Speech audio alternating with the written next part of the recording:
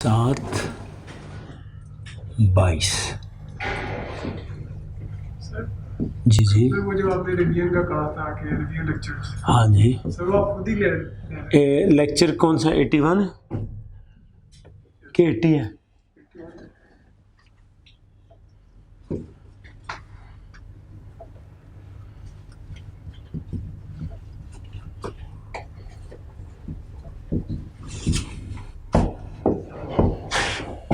Decision making. हाँ, क्या कह रही यार, बात है कि रिवीजन में ना आदमी किसी से भी पढ़ ले, कोई इतना बड़ा मसला नहीं होता। अक्सर लोग जो है ना रिवीजन जो है वो दूसरे टीचर से कर रहे होते हैं, अक्सरियत। वैसे हम यहाँ पे करते हैं ना तो दूसरे इंस्टीट्यूट्स के बच्चे भी आते हैं, टॉपिक आता हो ना फिर कोई इतना बड़ा मसला नहीं है। इस लेवल पे तुम्हें सारी समझ आप देखिएगा, आपको कैसे पैटर्न वो समझ में आता है। मैं उन दिनों में इतना का ऑक्यूपाइड हूँ, पूछो ही कुछ ना। मैं दफ्तर आ जाऊँ यही बहुत बात है। तो आप उसका मतलब टाइम पीरियड नहीं आपके पास? यार उन सारी बातें नहीं पूछते यार, आपको बेस्ट टीचर दे रहे हैं हम इंशाल्लाह, जो बहुत एग्ज़ाम फोकस होकर सारा काम करवाएगा। सर वो आपसे बड़ा हुआ ना तो फिर ये तो कॉस्ट ही पड़ी है या कुछ और पड़ा है मेरे से? हाँ, तो वो कॉस्ट ही रिवीजन, वो भी चार्ट अकाउंटेंट है, वो भी मेरा आपसे मैंने बड़ा जूनियर रहा हुआ है, उसने मेरे साथ बड़ा काम किया हुआ है। मैं आपका मतलब है उसको हैंड ओवर कर रहा हूँ। हम यहाँ पे क्वालिटी के ऊपर कोई कंप्रोमाइज़ नहीं करेंगे इंशाल्लाह, आप देख लेना। पहले भी नहीं करते थे, यहाँ पर तो अब बहुत ही ज़्यादा हम इस बारे में कॉन्शियस हो गए हैं। अगर मुझे ज़रा सा भी होता ना, नहीं तो मैं आपको मैं 10 दिन आगे कर देता, लेकिन मैं किसी ऐसे बंदे के हैंड ओवर नहीं करता जहाँ पे मुझे रिस्क फील होता, सवाल ही पैदा नहीं होता। ये भाई अब बात ज़हन से निकाल दें। अब आपने थोड़ा कंप्रोमाइज़ करना। एक होता है ना बंदा पहले ही, जैसे बहुत सारे स्टूडेंट्स नहीं जो है ना वो फ़लाँ टीचर से पढ़ना चाहिए, फ़लाँ टीचर से, समझ आ रही है, जैसे बहुत सारे स्टूडेंट्स मारे गए हैं, समझ आ रही है, लेकिन बस वो बात एक जेन में बैठी हुई है। तो आप ये ना रिवीजन है, बात जेन में बिठा लेना, नहीं वो तो उनसे करना था, ये वो फ़लाँ, तो फिर उससे बात नहीं बननी। वो गल्लां समझ आ रही हैं जे? कॉस्ट में ना सिर्फ आपको जो सवाल है ना वो हल हो के मिल जाए ना प्रॉपर तरीके से, सवाल समझ में आ जाता है, फिर बंदा अपने तरीके। कॉस्ट में बहुत तरीके हैं एक ही काम को करने के। जी, कंफ्यूज तो फिर होना है, इसलिए ज़रूरी है कि कंफ्यूजन ख़त्म हो जाए। लो जी, क्वेश्चंस हम शुरू करते हैं। अल्लाह का नाम लेके, या अल्लाह तो करम फरमा। अच्छा यार, ये फिर मैं ना, चलो क्वेश्चन 1 नहीं करते हैं। ये page 586, evaluate the suggestions of CFO and sales director and recommend the best course of action to the management। अच्छा, रिक्वायरमेंट गौर से पढ़ने, रिक्वायरमेंट समझ में आ जाए ना, बहुत सारी चीज़ें समझ में आ जाती हैं। मिसाल के तौर पे उसने कहा evaluate the suggestions of CFO and sales director. इसका मतलब है दो बंदों की दो सजेशन हैं, CFO की कोई और सजेशन होगी, सेल्स डायरेक्टर की और सजेशन होगी। इन दोनों सजेशंस को इवेल्यूएट करना है, पहली बात तो ये। अगली बात, recommend the best course of action. इन दोनों में से जो बेस्ट कोर्स ऑफ एक्शन होगा, यानी जहाँ पे इन अदर सेंस के प्रॉफिटेबिलिटी वो ज़्यादा होगी, वो आपका बेस्ट कोर्स ऑफ एक्शन होगा। ठीक, तो सवाल की रिक्वायरमेंट से हमें पता चल रहा है कि दो ऑप्शन हमें वैल्यूएट करने पड़ेंगे, एक CFO का होना है, एक सेल्स डायरेक्टर का होना है। उनमें से जो बेहतर होगा उसको हम पिक कर लेंगे। Siam Limited SL is involved in manufacturing and exporting of product BACADA, keeping in view the continuous operating losses in product BA. The management is considering to discontinue the production of BA. Losses उनको आ रहे हैं, उसकी वजह से वो discontinue करना चाह रहे हैं। Summarized operating results of BA for the year 19 are as follows. Units 18, summarized operating results of BA for the year 2019 are as follows. Real results हैं 19 के, यूनिट सोल्ड 18 के उसने बताया 156 250 और 19 के हैं 150। Sales revenue 30,000, raw material consumption 12,000, labour 6, variable manufacturing over 3, fix manufacturing overheads directly attributable जो सिर्फ इसी प्रोडक्ट के लिए स्पेसिफिक हैं, वो किसी और प्रोडक्ट के लिए नहीं हैं 2800। Allocated 30% of the total, allocated यानी जो जनरल ओवरहेड्स हैं इसमें इसको अपोर्शन किया गया है, यानी वो अवॉइड नहीं हो सकते। ऊपर वाले जो है ना डायरेक्टली एट्रीब्यूटेबल वो अवॉइडेबल है। अगर ये आप काम नहीं करते, डिपेंड करता है कि वो आगे आपको क्या सजेशन देता है। तो एलोकेटेड जो हैं ये दूसरे जनरल ओवरहेड्स हैं जिसका 30% हिस्सा इसको मिला हुआ है 750। अच्छा, हम पहले भी वैसे करते हैं या कुछ एक और काम करने ऊपर, ये सेल्स रेवेन्यू उसने 30 मिलियन दिया हुआ है, ऊपर उसने यूनिट्स दिए हुए हैं, प्राइस पता चल सकती है पर यूनिट? कैलकुलेट करें ज़रा जल्दी जल्दी।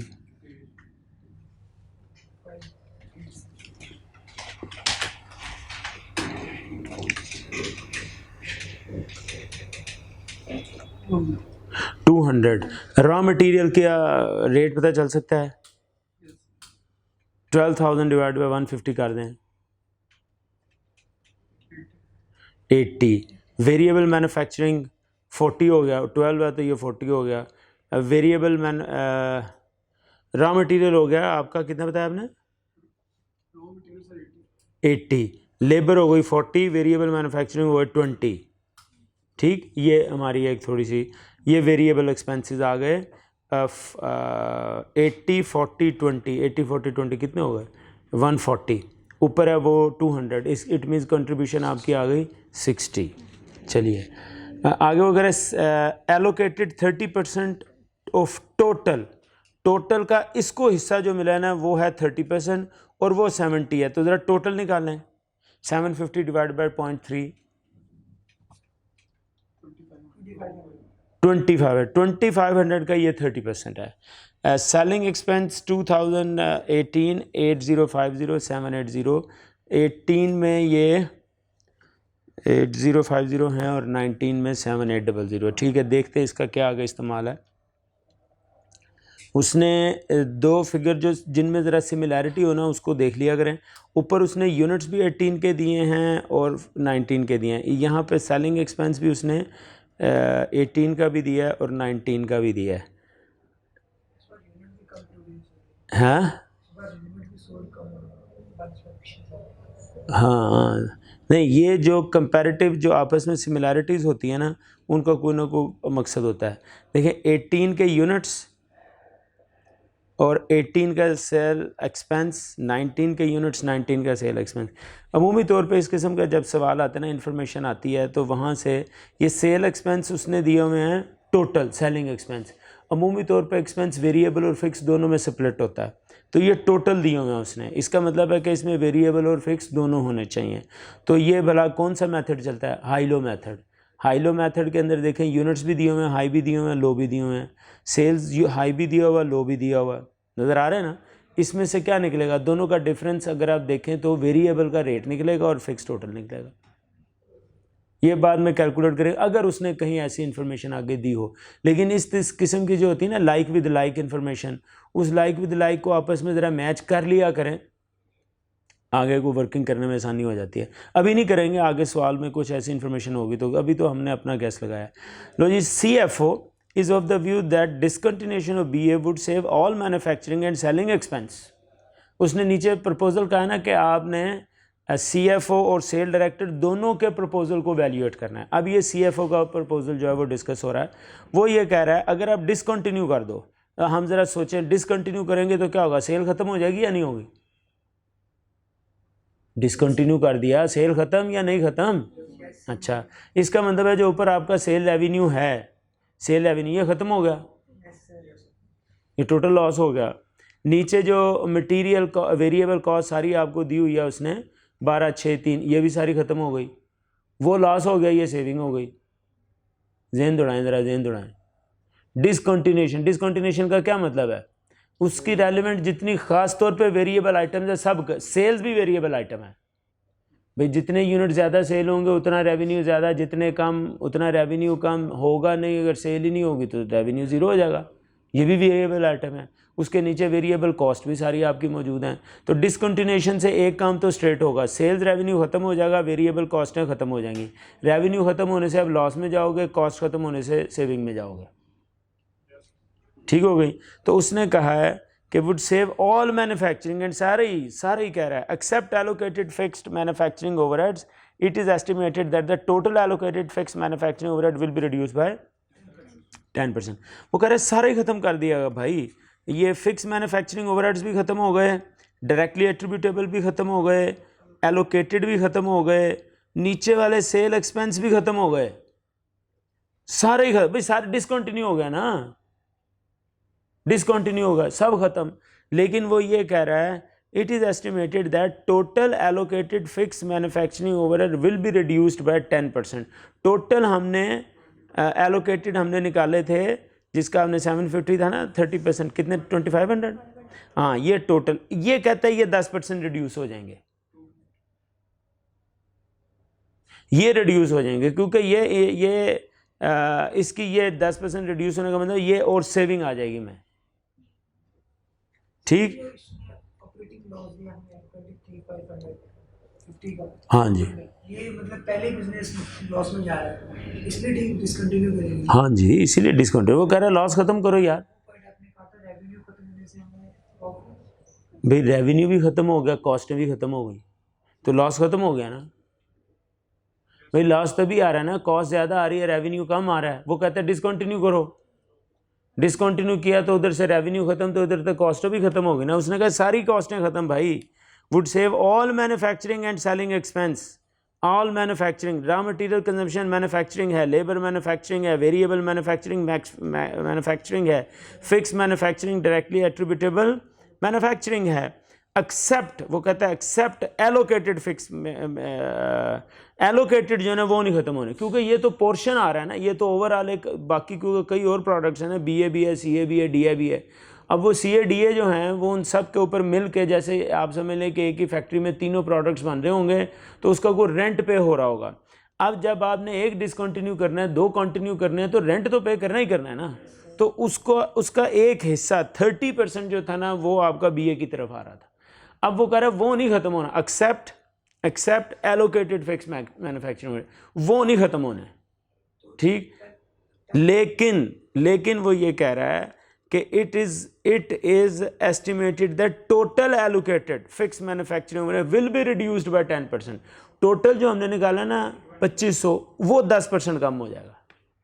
खत्म नहीं होगा, ये एलोकेटेड खत्म नहीं होगा, उसका पोर्शन जितना इसको आ रहा है ना वो 10, टोटल पोर्शन नहीं, टोटल का 10% खत्म हो जाएगा। नहीं, देखें, it is estimated that total allocated fixed manufacturing overheads, total थे कितने एलोकेटेड, उसने कहा 30% ऑफ टोटल। इसको जो एलोकेट हुए हैं वो 30% है, वो 750 है। इसको जो एलोकेट हुए हैं वो 750 है। इसका हमने यहाँ से टोटल निकाल लिया। वो कहता है total allocated manufacturing will be reduce by 10%। वो 25 होगा 250, ये एक एक्स्ट्रा सेविंग आ जाएगी हमें। अभी मजीद स्वागत, ये वैल्यूएशन है डायरेक्टर की, इसको वैल्यूएट करेंगे। डायरेक्टर की वैल्यूएशन समझ आ गई? हाँ, CFO की।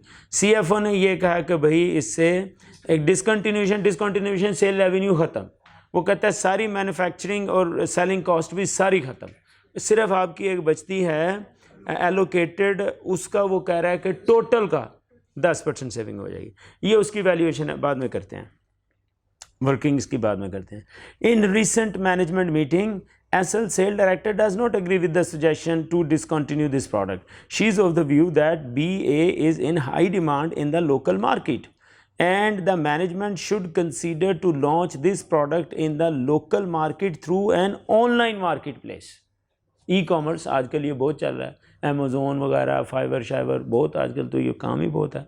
वो कहते हैं इसको E-मार्केट से लेके जाओ, Jamal express. She argues that this will not only minimize the selling expense but also allow SL to reach maximum customer. Online पे मैक्सिमम आपकी कस्टमर बेस हो जाती है ना, एक तो सेलिंग एक्सपेंस आपका बहुत ही कम हो जाएगा, वैसे सेलिंग एक्सपेंस आपने देना हम पीछे करके ये पीसी में एक्सपो लग रही है जंग की, अब उसमें वो एक पेज का हमें ऐड देंगे प्लस वो स्टॉल देंगे एक दिन के लिए 5.5 लाख रुपए, बहुत कम करा कर 13 से 5.5 लाख रुपया। अच्छा यही अगर आप डिजिटल मार्केटिंग करें ना, सोशल मीडिया मार्केटिंग, तो उससे ज़्यादा रीच जो है कस्टमर की, ज़्यादा रीच और उससे ज़्यादा आपकी टारगेट मार्केटिंग वो आपकी 1/4 कॉस्ट में हो जाएगी। 1/4 लाख रुपए के अंदर इतनी रीच आपको मिल जानी है डिजिटल मार्केटिंग। आजकल ये बहुत इन एफिलिएट मार्केटिंग भी इसको कहते हैं। तो वो कहता है जनाब आप ये करें, not only minimize the selling expense but also allow SL to reach maximum customers. Following information, ये उसने ऑनलाइन का ऑप्शन दिया है कि आप फिजिकल छोड़ दें भाई, बड़े आपके एक्सपेंस आ रहे हैं तो आप चलें ऑनलाइन पे चलें। Following information have been available in the respect of launching an online store of BA at GE. Existing production capacity of BA is 172,000 units. ये टोटल कैपेसिटी है। ऑब्वियसली अगर आपने आगे उसको बेचना है तो बनाना भी तो है ना, तो बनाने की तो एक लिमिट है ना। ऑनलाइन स्टोर की लिमिट कोई नहीं है, लेकिन ऑनलाइन स्टोर के पीछे बैकअप के ऊपर जो आपने प्रोडक्शन देनी उसकी तो लिमिट है, वो 172,000 है। और आप देखिए आप जो है इस वक्त 19 में 150 पे कर रहे हैं, यानी आपके पास मज़ीद 25,000 यूनिट्स को बेचने की कैपेसिटी है। ऑनलाइन पे भी चले जाएं आप तो, लेकिन टोटल 172 से ऊपर नहीं है, इस बात को ध्यान में रखें। Existing demand of BA in the online market is sufficient to boost sales by 10%. लो जी 10% अगर आपकी बूस्ट हो जाए, 150 पे आप हैं, 10% बूस्ट हो जाए 165 हो जाएगी, विदिन 172 ही रहेगी ना, विदिन 172 रहेगी। वो कहते हैं sales 10% from the previous year. Previous year जो डेटा हमें दिया हुआ है वो प्रीवियस ईयर 18 नहीं है, प्रीवियस ईयर 19 है, जिसमें आपने चेंजेस लेके आनी है। ठीक है, जहाँ से आप बंद करना चाह रहे हैं ना वो 19 है, अब 19 के अंदर अमेंडमेंट्स आनी है तो इसको हम प्रीवियस ईयर 19 लेंगे। However, for achieving this target level of sale, a digital marketing service provider would be hired at annual cost of 800,000. Fix कह लें, असल में इंक्रीमेंटल है। अब हमने देखना है उससे क्या हो रहा है, वो कह रहा है सेल 10% बढ़ रही है। अब हमने देखना है इंक्रीमेंटल रेवेन्यू, इंक्रीमेंटल एक्सपेंस, कि इस 10% को ज़्यादा बढ़ा के रेवेन्यू कितना बढ़ता है, इस 10% को ज़्यादा बढ़ा के कॉस्टें कितनी बढ़ती हैं, और क्या वो जो हमारी इस वक्त की वो फिजिबिलिटी है कि लॉस आ रहा है 23-50, इसको इम्प्रूव कर सकता है वो 10% वाला मामला या नहीं, क्योंकि इसमें एक नहीं और बहुत सारी कॉस्टें इन्वॉल्व हो जानी हैं। अभी आप देखिएगा ज़रा, digital marketing service provider will be hired at annual cost of 800,000। ये इंक्रीमेंटल कॉस्ट आ गई, ऊपर सेल आपकी आई ना 10%, तो इंक्रीमेंटल सेल आपकी आई 15,000, इंक्रीमेंटल सेल आपकी आई 15,000। ठीक है, इंक्रीमेंटल का मतलब क्या होता है, जितनी पीछे सेल है उसमें और जितनी आपकी मॉडिफाइड सेल है उसमें फ़र्क इंक्रीमेंटल है। यार वो कह रहे हैं ना, existing demand of beyond is sufficient to boost increase sales by 10% from previous year. Change आ गई ना, ठीक, हमने देखना उसके प्लान के वजह से क्या चेंज आ रही है, उसके प्लान की वजह से सेल आपकी 10% बढ़ रही है। ठीक, तो इंक्रीमेंटल एक बात ध्यान में रखें, इंक्रीमेंटल होता है difference between earlier and latest, इसमें difference incremental. Fixed cost incremental तब होगी जब वो सेल्स को इंक्रीमेंट करेगी। हाँ, जिसकी वजह से सेल इंक्रीज हो जाए, यूँ कह सकते हैं आप। ये हमेशा होगा। हाँ, वो वाली कॉस्ट, जैसे यहाँ पे ये कह रहा है कि अगर आपने लेना है तो डिजिटल मार्केटिंग करनी पड़ेगी, उसके लिए एनुअल कॉस्ट 800,000 है फिक्स, लेकिन इंक्रीमेंटल है। अगर ये आपकी ये वाली जो सजेशन नहीं एक्सेप्ट होती तो ये भी नहीं होगी। ठीक है जी, आगे वो कह रहा है BA would be sold eight 180 per unit. अच्छा, ऊपर आपने सेल प्राइस कितनी थी 200, अब यहाँ पे 180 है। ये नेगेटिव में भी जा सकती है, इंक्रीमेंटल हमेशा इंक्रीज़ में नहीं जाती, इंक्रीमेंटल मैंने कहा परसेप्टेबल डिफरेंस होता है। जैसे मिसाल के तौर पे देखो, पिछला आपका रेवेन्यू है 30,000, ठीक है, इस साल का रेवेन्यू ज़रा देखो, इस साल का रेवेन्यू आप देखो तो आपकी दो चेंजेस आ रही हैं ना, एक क्वांटिटी में आपका इस साल का रेवेन्यू है 150,000 यूनिट्स, इसको 10% इंक्रीज़ कर दिया, 10% इंक्रीज़ कर दिया, 180 से मल्टीप्लाई कर दिया, कितना आया 20, ये आपका लेटेस्ट है। अच्छा प्रीवियस कितना है, प्रीवियस आपका 30,000 है, तो ये कम हो गई ना, ये कम हो गई, सेल रेवेन्यू कम हो गया, बढ़ा नहीं। सेल बढ़ गई मींस क्वांटिटी, लेकिन उसका इंपैक्ट जो है ना वो रिवर्स कर गया आपका सेल प्राइस इफेक्ट। ये देखो ना 30,000 में से 29,700 माइनस कर दो, बात समझ आई है। तो ये इंक्रीमेंटल नेगेटिव इंपैक्ट पे जा रहा है इंक्रीमेंटली, क्वांटिटी इंक्रीज है, प्राइस डिक्रीज है, वो मिल के जो इंपैक्ट आ रहा है कंबाइंड इफेक्ट वो आपका नेगेटिव में जा रहा है। तो हम सेल लॉस कहेंगे यहाँ पे कि अगर ये वाली पॉलिसी लेके जाते हो तो इससे आपकी सेल लॉस में जाएगी। It's not incremental revenue, it is incremental loss. बात समझ में आ रही? अच्छा आगे चलें ज़रा। एसएल वुड हैव टू पे an annual subscription fee for 110,000। ये भी देखो इंक्रीमेंटल फिक्स कॉस्ट, जैसे ऊपर वाली फिक्स 8 लाख एक आ गई, फिर ये एनुअल सब्सक्रिप्शन फ़ी 1,10,000 ये आ गई। To JE to operate as a seller, वो आपके बिहाफ पे मार्केटिंग करेगा ना, वो सेल करेगा, उसकी सब्सक्रिप्शन है कोई, 1,10,000 ये भी आपको कॉस्ट पड़ जानी है। In addition JE would charge 2% sales commission, 2% sale का कमीशन भी लेगा। ये आपकी सेल हो रही है। अब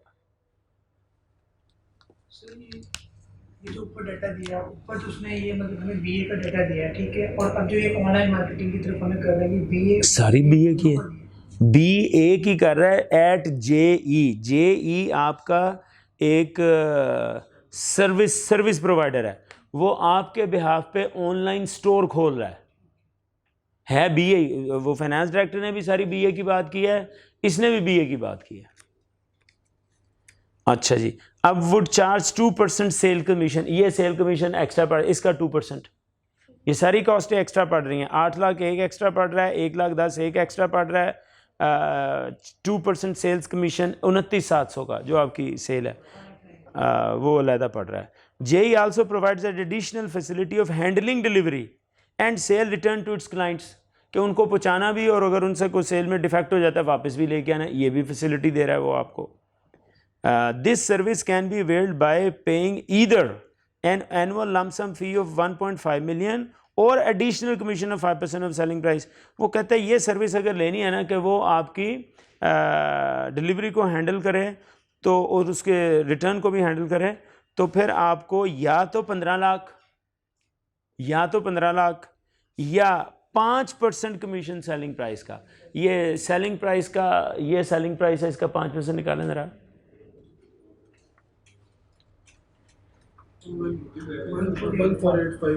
1485,000 ठीक। या वो कहता है ये कमीशन पे कर दो, या वो कहता है 15 लाख में फिक्स दे दो। अब आप क्या करेंगे? ये करेंगे, लोअर कॉस्ट के ऊपर जाएंगे हम। अच्छा जी आगे चलें। If this service is availed entire fix selling expense will be saved. Fixed selling expense, ये आई अब ऊपर वाली इंफॉर्मेशन, सारे फिक्स सेलिंग एक्सपेंस जो है ना वेव हो जाएगा, खत्म हो जाएगा। अब यहाँ पे सेलिंग एक्सपेंस उसने हमें ऊपर दिया हुआ है, ऊपर बॉर्डर में सेलिंग एक्सपेंस, ये फिक्स नहीं दिया हुआ, यहाँ से फिक्स निकल सकता है। जैसे मैंने ऊपर बात की ना कि जब वो हाई लो वाला मेथड आप लगाएं तो वहाँ से ज़रा करें, हाँ 1 मिनट की वर्किंग करें। हाँ हाई लो मेथड ही हमने लगाया हुआ, एक छोटी सी वर्किंग है ना हाई लो मेथड पे। हाई लो मेथड पे आप आ जाएं, यूनिट्स आ जाएं और कॉस्ट आ जाएं। यूनिट्स आपके 19 के हैं 156,250 और नहीं ये 18 के हैं, 19 के हैं 150,000, 19 की कॉस्ट 18 की कॉस्ट है 8050,000 में, और ये है 7800। कितना आता है जी? ये निकाला है 250, ठीक है, ये डिफरेंस है, ठीक। और रेट ऑफ वेरिएबल एक्सपेंस कितना आ गया? 6250। आप कहेंगे जी 250,000 डिवाइड बाई 6250, 40 का रेट आ गया, ये आ गया वेरिएबल, ठीक। अब फिक्स निकालना है तो किसी पे इस पे अप्लाई कर दो आप, टोटल है आपका 8050 और वेरिएबल आपका कितना हो जाएगा 40 मल्टीप्लाई बाई यूनिट्स 1656250। एक का कर लें, जिसका मर्जी कर लें, इसका कर लें, इसका कर लें, दोनों पे सेम रिजल्ट आएगा। तो टोटल आपका 8050 है, वेरिएबल आपका 40 इंटू 150 620 कितना आ गया 6250। कितना बचा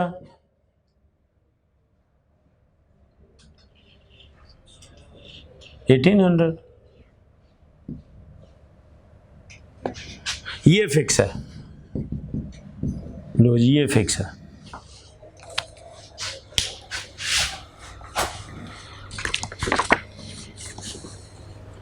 ठीक, क्या वो कह रहा है, उसने कहा है fixed and variable selling expense operating to be, नहीं ठहर जो ऊपर है, J E also provides an addition, अभी करूंगा मैं वर्किंग सारी, ये तो मैं सिर्फ सवाल समझा रहा हूँ आपको, अभी ये वर्किंग करेंगे। J E also provides an additional facility of handling delivery and return to its clients. This service can be availed by paying either an lump sum fee of 1.5 million और the additional commission 5% of the sale price. अच्छा ये करो, नहीं मैं ये बताया, if this service is availed entire fix selling expense will be saved, ये करा रहा हूँ कि अगर ये सर्विस अवेल कर ली, ये आपने कॉस्ट दी, तो सारा ही जो है फिक्स एक्सपेंस आपका ख़त्म हो जाएगा। करेंगे ना, असल बात ये है करेंगे या नहीं करेंगे। आपको कमीशन पे करना पड़ा 14850 और जो फिक्स एक्सपेंस इसका ख़त्म होना हुआ 1.8, ठीक होगी बात। तो ये अब हम देखते हैं नेक्स्ट में, additional support staff would be hired at a cost of 200,000 पर मंथ। एडिशनल सपोर्ट स्टाफ आपको चाहिए 2 लाख पर मंथ, यानी साल का कितना हो गया 2.4 million। This additional hiring can cost can reduce, this additional hiring cost can be reduce to 80% if existing staff is given additional responsibility. चलो जी जरा पहले निकालें, this additional hiring cost can be reduce to 80%। Saving कितनी होगी 2.4 million का 20% निकालो, 2.4 million का 20%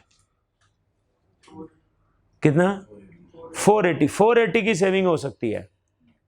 वो कहता है कि आपको एडिशनल कॉस्ट पड़नी है 2.4 million, ये additional cost can be reduce to 80%, इसको 80% तक रिड्यूस कर सकते हैं, यानी सेविंग कितनी कर सकते हैं, सेविंग कर सकते हैं 480 की। हाँ, if given additional responsibility with over time payment which would increase variable selling इसमें 10%।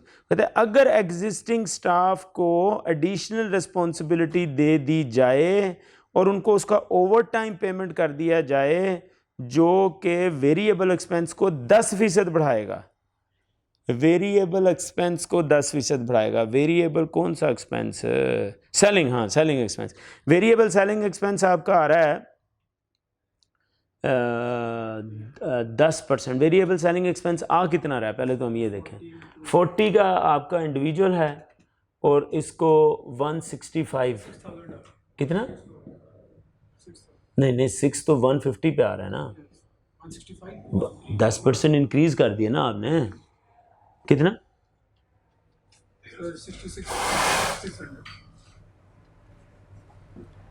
6600 ये आ रहा है।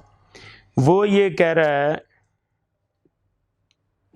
This additional hiring cost can be reduce to 80% if existing staff is given additional responsibility with overtime payment which would increase variable selling expense by 10%। इससे आपका variable expense जो है वो 10% बढ़ जाएगा। टोटल देखना पड़ेगा, ये टोटल ये करते हैं पॉइंट, बात समझ में आ गई। जब हम कैलकुलेशन करेंगे ना, क्योंकि इंक्रीमेंटल डिफरेंस इंक्रीमेंटल का लेना है, ये ठीक है, ये आपका 10% बढ़ जाएगा, समझ लें 660 इसने बढ़ जाना है। हाँ इसके अंदर क्या कहते हैं आप, कोई 0.6 से पढ़े ही नहीं सी, इसे इग्नोर करने हैं। क्यों इग्नोर करना है, ओवरलुक हो गया। चलो इसको देखते हैं। Fixed and variable selling expense pertaining to BA would be reduced by, point आ गया थल्ले वाला पॉइंट, उससे लिंक है। Fixed and variable selling expense, fix and variable selling, fix selling expense अभी हमने निकाला 1.8, वेरिएबल आपने निकाला 150 पे 6 और 160 10% एडिशन पे मिला के 6006। अब वो ये कहता है fix would be reduce by 10%। Fix कितना था 1.8, ये रिड्यूस हो जाएगा 10%, यानी 180। वैसे हम इसे अवेल क्यों करें? क्योंकि सर हमने ऊपर ऊपर वाली ऑप्शन अवेल कर ली है, तो देखो इसमें चांस नहीं है। सर अगर हमने ऊपर वाली जो हमने पॉइंट नंबर 5 है, इसमें हमने ऑप्शन नहीं अवेल कर ली थी कि फिक्स्ड कॉस्ट हमारी सारी सेव हो जाएगी। नहीं, वो कहता है entire fix selling expense will be saved. Entire fix selling expense, आगे वो ये वेरिएबल एंड फिक्स, वो आगे हम सारी ये चीज़ें ना अभी आपस में एक दूसरे के साथ मैच करेंगे। अगर ये तो ये यहाँ पे हम डेफिनेटली करेंगे, लेकिन fix and variable selling operating to B a would be reduced by, ये रिडक्शन हो जाएगी 10% 80%। पूरा सवाल करेंगे ना, सारे पॉइंट लिंक कर जाएंगे। अभी हम देख रहे हैं आइसोलेशन में हर पॉइंट, आइसोलेशन में हर पॉइंट देखते हैं, सिर्फ उस पॉइंट को समझे, ये आपस में लिंक करेंगे, वो लिंक करेंगे आगे सवाल में। आगे कहते हैं फिक्स एंड वेरिएबल, और दूसरी बात ये भी वो ये कह रहे हैं ना, जैसे फिक्स एंड वेरिएबल सेलिंग्स में pertaining to B a would be reduced. Would be का मतलब होता है ऐसे होगा, ये मे बी वाली बात नहीं है, लाइकली टू बी बात नहीं है, ये है वुड बी, ऐसे हो जाना आप। वो कहता है variable and fix and variable selling is pertaining to B A वाला रिड्यूस बाय 10%। 1.8 मिलियन 10% कम कर देंगे, और आगे वेरिएबल 80% कम हो जाएगा। वेरिएबल आपका आ रहा है 6600, 80% कम हो जाएगा, तो एक्सपेंस कितना रह जाएगा? 20% निकालें, ये एक्सपेंस रह जाएगा, 1320 का एक्सपेंस रह जाएगा। अब एक्सपेंस ये है।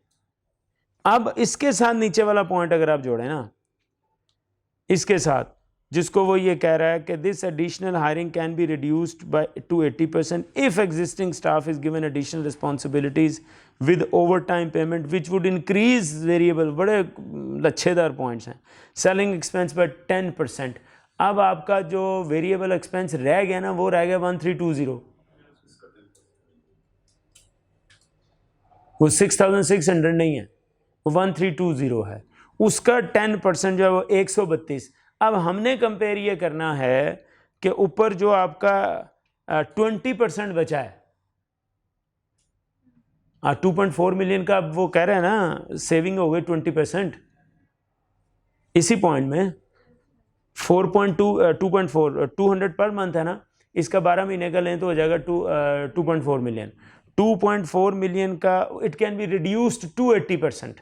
इट मीन 20% सेविंग हो गई। कितनी सेविंग हुई? 480। वो कहता है वो तब होगी जब आप एडिशनल रिस्पॉन्सिबिलिटीज देंगे एग्जिस्टिंग स्टाफ को, जिसकी वजह से उनको ओवर टाइम देना पड़ेगा। उस ओवर टाइम की वजह से सेलिंग एक्सपेंस 10% बढ़ जाएगा। वो सेलिंग एक्सपेंस हमारा हमने यहाँ पे देखा, वो 6600 से रिड्यूस हो गया 1320 पे चला गया, वो 10%, वो 132 बढ़ना है। अब सेविंग आपके ऊपर जो हो रही है, जो पॉइंट है यहाँ पर, सेविंग कितनी हो रही है? 2.4 मिलियन का 20%, 480 सेविंग है। उसके लिए एक्स्ट्रा खर्चा 132 है। तो करेंगे या नहीं करेंगे? करेंगे। क्लियर कि सेविंग 480 की है ना, तो एक्स्ट्रा 132 कर देंगे। अगर एक्स्ट्रा खर्चा 480 से ज्यादा होता तो हम ना करते। पॉइंट पूरा समझ में आ गया? अभी हमने सवाल खासा अच्छा स्मार्ट सवाल है, 17 नंबर का सवाल है। डिसीजन मेकिंग के सवाल ना 15-15, 20-20 नंबर तक के आ जाते हैं, तो ये बड़ा सवाल है। पूरा सवाल समझ में आ गया? एक नज़र देखो जरा, हैं? समझ तो आ गया, लेकिन होना कोई नहीं। अभी ये करते हैं ना, इधर करते हैं, ये करते हैं भाषा। एक नज़र देखो, फिर दोबारा देखो जरा, तसल्ली कर लो, कोई फर्क नहीं पड़ता।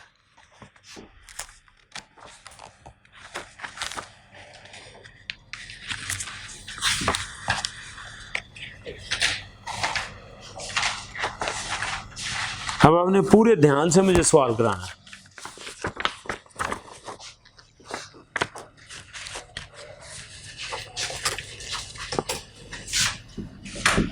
Answer to question 1 pass paper है और पेज 586 है। लो जी, सबसे पहले अब उसने क्या इवैल्यूएट करें 2 सजेशंस।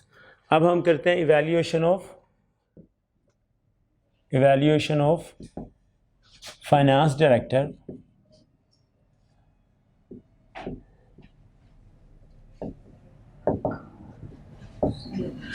CFO, सॉरी, चलो CFO's प्रपोजल।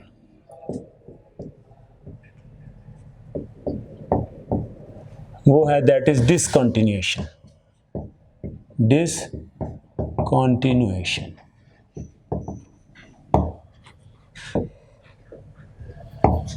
अब डिसकंटिन्यूएशन करो। डिसकंटिन्यूएशन हुई तो सेल्स का भी लॉस हुआ ना, सेल्स लॉस, इधर लॉस लिखो, रुपीज इन 1000 लिखो। कितना लॉस हुआ? 30,000 लॉस में ले जाना। ठीक, कॉस्टों की सेविंग्स हुई, सेविंग्स, रॉ मटेरियल सारा ही सेव हो गया ना। कितना? 12।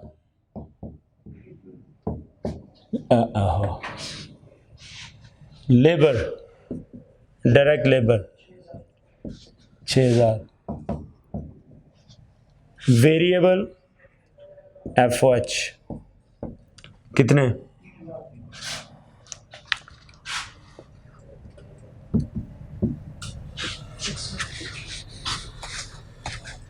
अच्छा जी, फिक्स मैन्युफैक्चरिंग, इसमें आगे 2 थे, एक एट्रीब्यूटेबल जो इसके साथ डायरेक्ट थे, ये भी गए। कितने गए? 28 के। अच्छा जी, आगे वो कह रहा है आपको एलोकेटेड वो कह रहा है खत्म नहीं होंगे, इसके टोटल का 10% सेव हो जाएगा।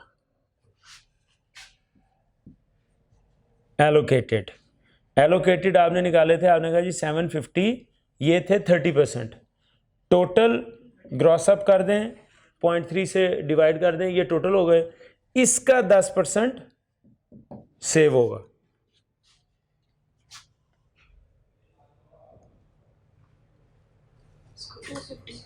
$250। ये पॉइंट समझ में आ गया? एट्रीब्यूटेबल तो सारे गया, प्रोडक्ट ही डिसकंटिन्यू हो गया, तो जो उसको डायरेक्टली एट्रीब्यूट हो रहा है वो भी खत्म हो गया।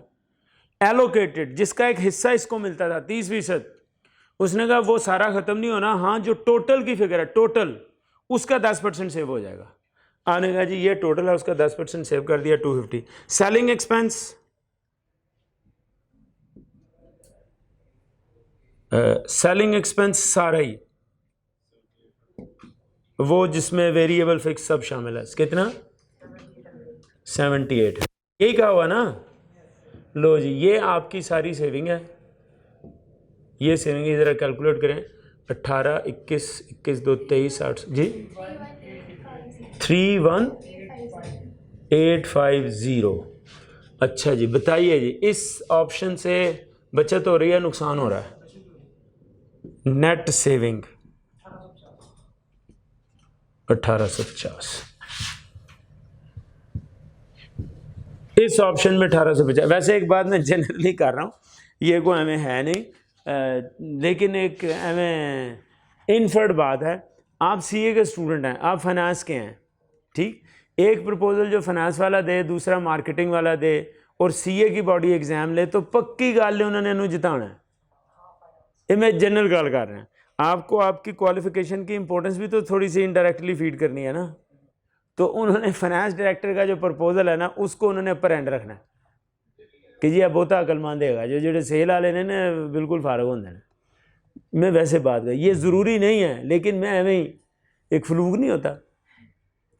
लो जी, ये आपका आ गया CFO का ऑप्शन।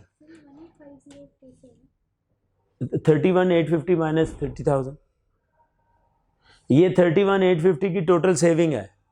वो ऊपर लॉस आपका डिसकंटिन्यू कर दिया ना, तो सेल सारी लॉस हो गई, कॉस्ट ने सारी सेविंग हो गई, रिवर्स हो गया ना, इम्पैक्ट ही रिवर्स हो गया।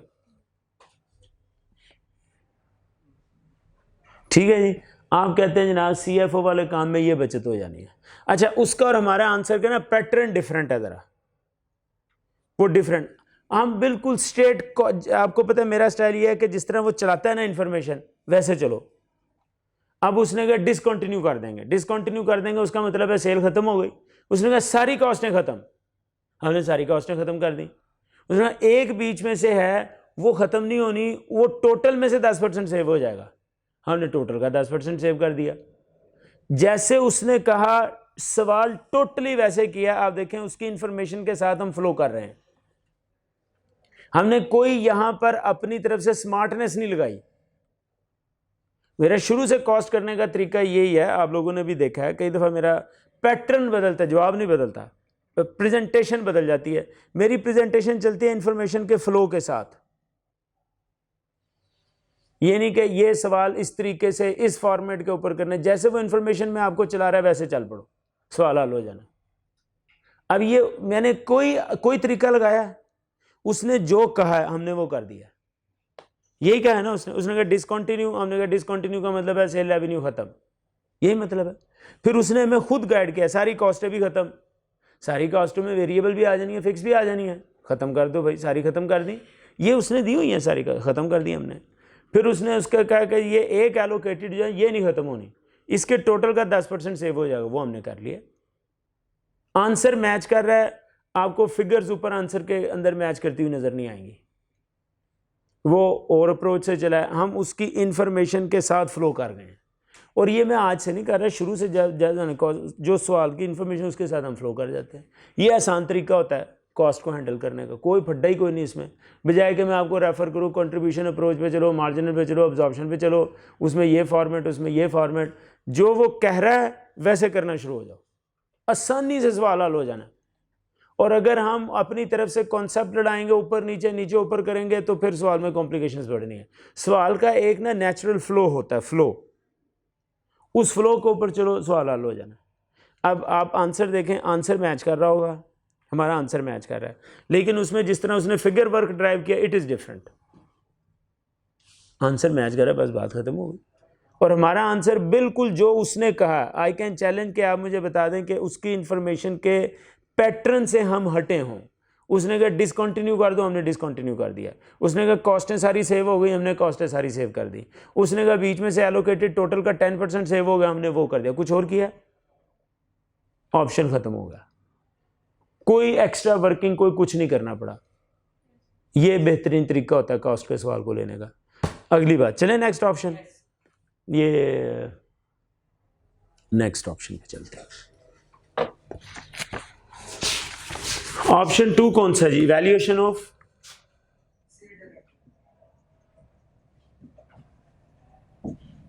Sales director proposal.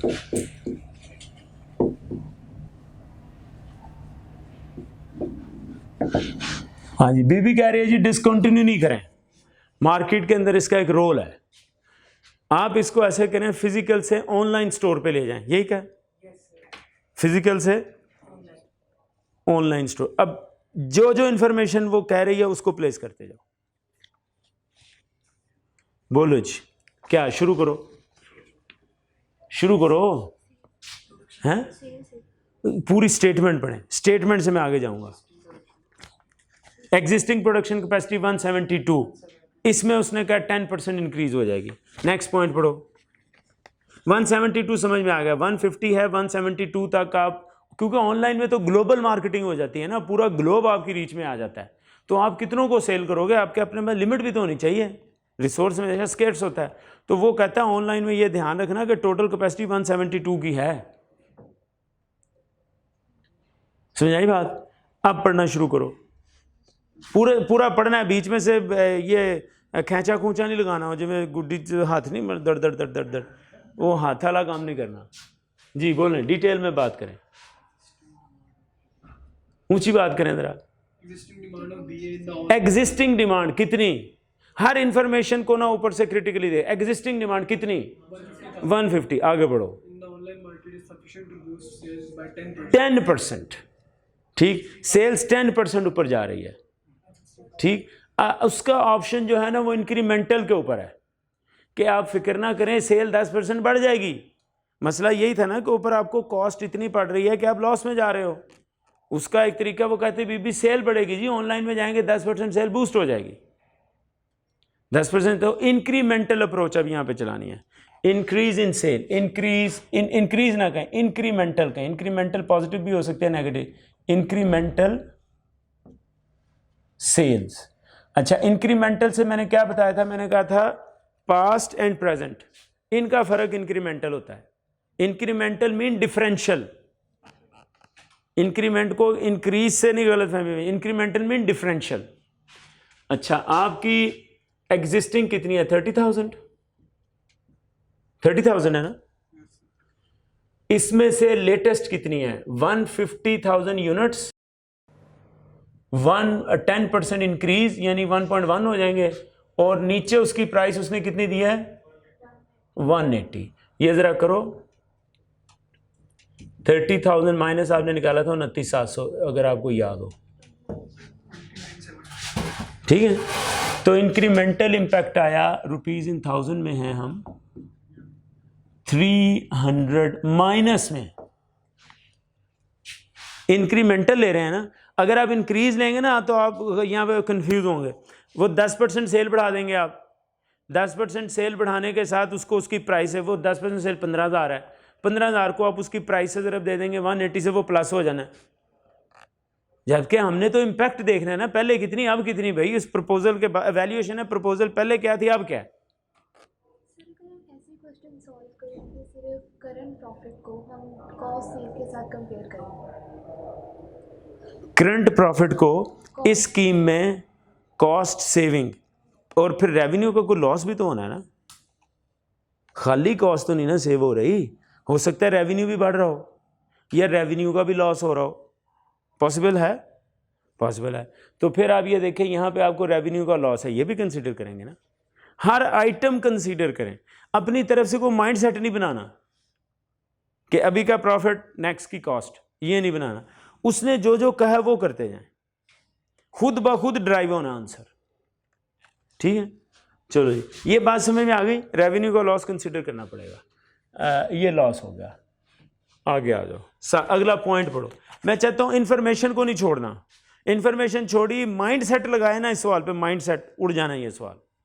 कॉस्ट का तरीका, बेहतरीन तरीका ये क्वेश्चन की फ्लो के साथ ट्रेवल करो। चलो, However, for achieving the starting level of sales, a digital marketing service provider would be hired at an annual cost of 800,000. Digital marketing कितनी जी? 800। पहले थी इंक्रीमेंटल ही हो गई ना, सारी सारी इंक्रीमेंटल हो गई ना। आगे चलो, BA would be sold for rupees 180 per unit. हो गया point. SL would have to pay an annual subscription fee of annual subscription पहले थी, अब सारी इंक्रीमेंटल है। एनुअल सब्सक्रिप्शन कितनी? 110,000. 110। आगे चलो, कॉस्ट है, In addition, JE would charge ये ठहर, हर पॉइंट सेटिस्फाई करके, जो कॉस्ट है रेवेन्यू है, कॉस्ट है। आगे बोलो। In addition, JE would charge 2% sales commission. 2% sales commission. Sale कितनी है? 29,700। 2% कितना? कॉस्ट है ना। आगे चलो, JE also provides an additional facility of handling delivery and sales return to its clients. This service can be availed by paying either an annual lump fee of rupees 1,500,000 or an additional commission of 5% of the selling price. अच्छा जी, delivery handling cost है, वो कहता है 1.5 million और कितना? So, ये 5% of 5% of the selling price. 5% off sales, off sales 29,700। ये अब आ गया 1,500 और 5% इसका कितना हुआ 1485। क्या लेंगे जी, whichever is lower 1485 cost. आगे चलो, If this service is available, entire fixed selling expense will be saved. अगर ये हो जाता है, अगर ये वाली सर्विस आप ले लेते हैं तो फिक्स सेलिंग एक्सपेंस जो है वो आपका खत्म हो सकता है, खत्म हो सकता है। आगे चलें, Fixed and variable selling expenses. हो सकता है, देखिए सकता है और हो गया फर्क है। आपने अल्फाज की इंटेंसिटी देखनी है। यहां पे कहता है अगर करें तो हो सकता है ऐसे हो जाए, ठीक है बात। अगली स्टेटमेंट देखें, Fixed and variable selling expenses pertaining to BA would be reduced हाँ 10% and अब ये हो गया है, ये वो कह रहा है वुड बी 80% कम कर गया ना। ऊपर उसने कहा अगर ये करें तो हो सकता है आपकी सारी सेलिंग ही खत्म हो जाए। अब वो नीचे आपको बता रहा है हुआ क्या है, क्या बता रहा है, अब बोलो जरा क्या हुआ। selling expenses will be reduced by 10%. Fixed selling expense, 10% or fixed selling expense 10% of variable. ये 10% रिडक्शन है। पहले अब फिक्स सेलिंग एक्सपेंस निकाल लेते हैं। आपको अभी वो हमने निकाला था हाई लो में, याद वर्किंग की है, हाई लो की वर्किंग की है। 2018 units, 2019 cost, 2018 cost, difference in cost, difference in units, rate आपका आ गया था 40। ठीक होगी बात। उसके बाद अब हम देखें, अच्छा फिक्स कॉस्ट कितनी आपने निकाली थी, उधर वर्किंग नोट कर ली थी ना, गुड गुड, लेकिन नोट ज़रूर कर लेना। 1.8 मिलियन था अगर आपको पूरा याद हो, 1.8। इसको वो कह रहा है 10% रिड्यूस हो गया, 10% रिड्यूस, कितना रिड्यूस हुआ 180 हो गया ना, 180 सेविंग है, कॉस्ट नहीं है, कॉस्ट में रिडक्शन है। ऊपर जो कॉस्ट आपने ना करनी, ये कर दी आपने कॉस्ट, ये कर दी 1485 कॉस्ट कर दी। उसने कहा इससे हो सकता है सेलिंग एक्सपेंस आपका खत्म ही हो जाए। अब नीचे बता रहा है क्या हुआ जनाब, फिर फिक्स जो है वो 10% रिड्यूस हो गया, ये सेविंग है, इसको कॉस्ट नहीं लेना, ये सेविंग है। और वेरिएबल कितना कह रहा है, वेरिएबल सेलिंग, इसको जरा ध्यान से करना है, ये 80% से रिड्यूस हो गया, ठीक। इंक्रीमेंटल पे चल रहे हैं, इंक्रीमेंटल अप्रोच पे चल रहे हैं। इंक्रीमेंटल अप्रोच यहां पर भी हमने एक्चुअली इंक्रीमेंटल ही लगाई है। हमने यहां पे अगर मैं इसकी थोड़ी तफसील कर दूं तो हमने यहां किया जी 1.8 मिलियन हो रहा था, ठीक। अब वो अब 10% से रिड्यूस हो गया तो कितना हो गया 1690 कितना, हाँ 1.8 इंटू 0.8 कर लो, 0.9 कर लो, 1620 ये हो गया। तो उसका नतीजा ये निकला, 1.8 मिलियन हो रहा था, 1620 रह गया, ये नतीजा निकला, ठीक। अब हम वेरिएबल के ऊपर आते हैं। वेरिएबल था कितना, वेरिएबल आपका था 40 के एतबार से, वेरिएबल आपका था 150,000 इंटू 40, ये था 19 में, ये था। अब कितना हो जाएगा, वो कह रहा है कि अब जो सारी अमेंडमेंट्स के बाद वो है 150, इसमें चेंज आप लेके है 1.1, 10% बढ़ गया ना, इंटू 40 इंटू, ये समझ में आ रही, 150 क्वांटिटी 10% बढ़ गई, रेट 40। अब वो कहता है रिड्यूस हो गया, कितना रह जाएगा, इट कैन बी, पूरी स्टेटमेंट पढ़ो। It would be reduced by 80, 10 and 80% respectively. Bye इसका मतलब रह कितना गया 20%, 0.2 बोलें जरा, 1320। बात पूरी समझ में आ गई। वो कह रहा है कि अगर आप ये कर दें, ये वाली कॉस्ट फिक्स 10% कम हो गई, वेरिएबल 80% से कम हो जाएगा बाय 80%। हमने कहा वेरिएबल पुराना ये था, नया 150 इंटू 1.1 इंटू 40, 80% से कम हो गया तो 0.2। ओके, तो 1320। अब निकालो डिफरेंस।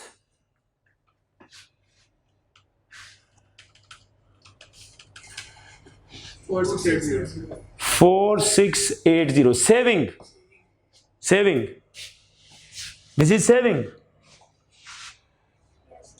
कॉस्ट नहीं है, सेविंग है। Point must be crystally clear.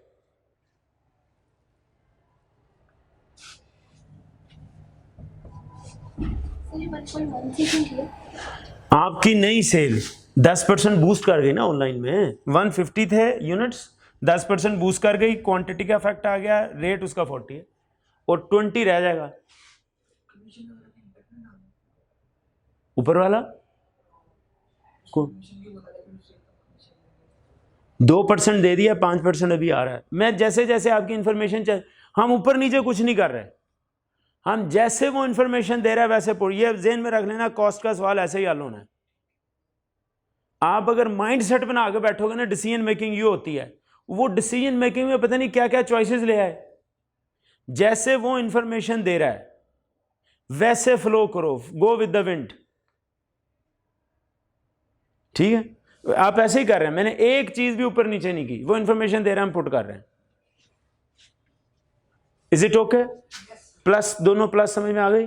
Next move करो। Additional support staff would be hired at a cost of 200,000 per month.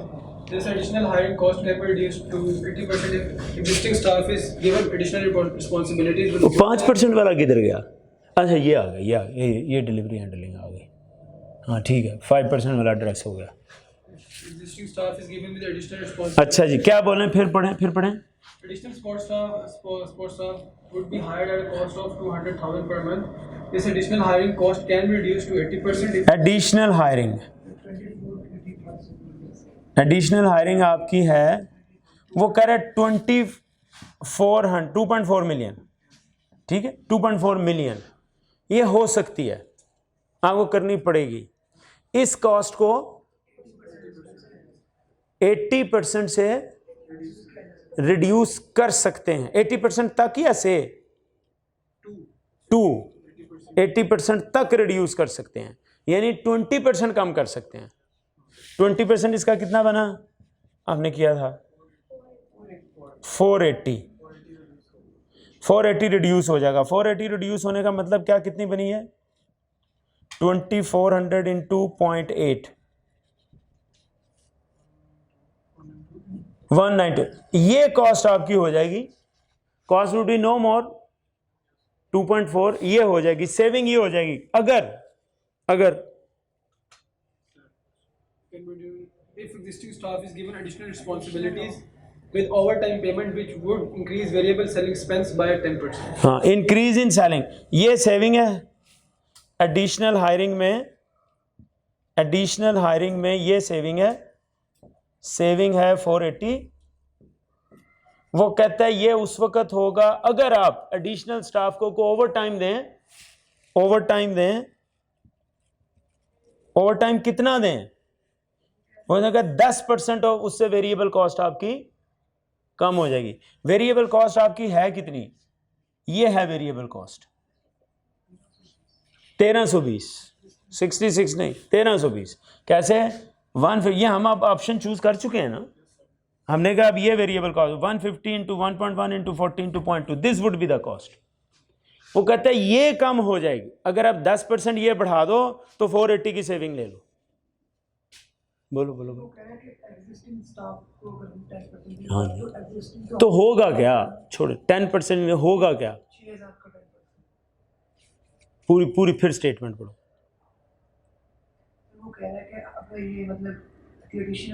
तो मुझे मतलब नहीं बताना, मुझे पूरी स्टेटमेंट बतानी। स्टेटमेंट अंग्रेजी वाली पढ़ो। एडिशनल हायरिंग कॉस्ट थी 2.4 million, can be reduce to 80%, 20% की सेविंग ये हो सकती है आगे, if additional staff given additional responsibilities with overtime which would increase variable selling cost 10%. तो इंपैक्ट किसका है? सेलिंग कॉस्ट की, वेरिएबल सेलिंग कॉस्ट का 10% बढ़ जाना।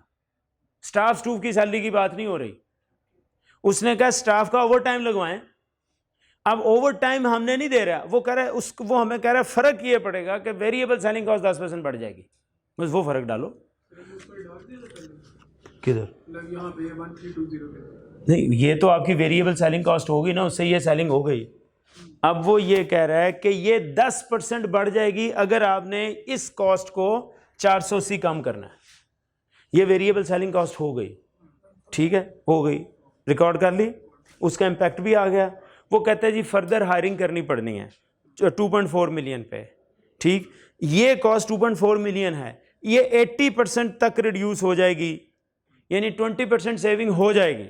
20% सेविंग है आपकी 480। 480 की सेविंग हो सकती है अगर आप स्टाफ को दें ओवर टाइम, जिसकी वजह से वेरिएबल सेलिंग कॉस्ट 10% बढ़ जाएगी। वेरिएबल सेलिंग कॉस्ट आपकी है 1320, ठीक। Variable selling expense increase, variable selling expense increase कितना जनाब? वो कह रहा है 1320 इंटू 10%, वो हो गया 132।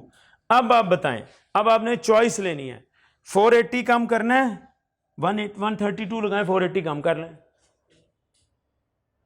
तो 132 लगाएंगे ना। तो हायरिंग कॉस्ट आपके फिर एडिशनल हायरिंग आपकी हो जाएगी 2.4 मिलियन मल्टीप्लाई बाय 0.8, 2.4 मिलियन आ रही थी ना, ये 80% तक रिड्यूस हो सकती है, यानी 20% सेविंग हो सकती है अगर वेरिएबल सेलिंग कॉस्ट 10% बढ़ जाए। तो आपने कहा जनाब बिल्कुल ठीक है, हम तैयार हैं, वेरिएबल सेलिंग कॉस्ट बढ़ाएं, इसको 480 से कम कर दें। Point must be very clear. करना चाहोगे या नहीं करना चाहोगे? तो 480 फिर कम कर दो, आपका ये था 2.4 million, it can be reduce to 80%, it can be reduce to 80% and resultant would be 1920। ये हो सकता है प्रोवाइडेड आप एक 32 का खर्चा और कर दें। सर ये इंक्रीमेंटल तो नहीं लिखा आपने? क्या चीज? ये जो 1920 इंक्रीमेंटल ही है ना, एडिशनल हायरिंग कॉस्ट आ रही है सारे। इंक्रीमेंटल 480 नहीं होगा, ये 480 की सेविंग होगी, वो तो सेविंग होगी। फिर लाइन पढ़ो, फिर पढ़ो, सॉल्व इंफॉर्मेशन पढ़ो।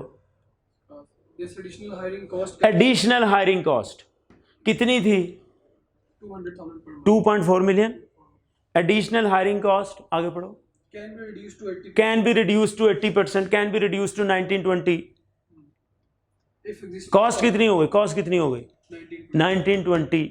कॉस्ट लगानी है ना, कॉस्ट लगा दी। If existing staff is given additional responsibility which will which will increase variable selling cost by 10%, तो 132 लगा लो। Is it okay? बोलो बोलो। तो ये यहां पे मैं लिख रहा हूं, increase in variable selling cost 132, ये भी कॉस्ट है, ये भी कॉस्ट है।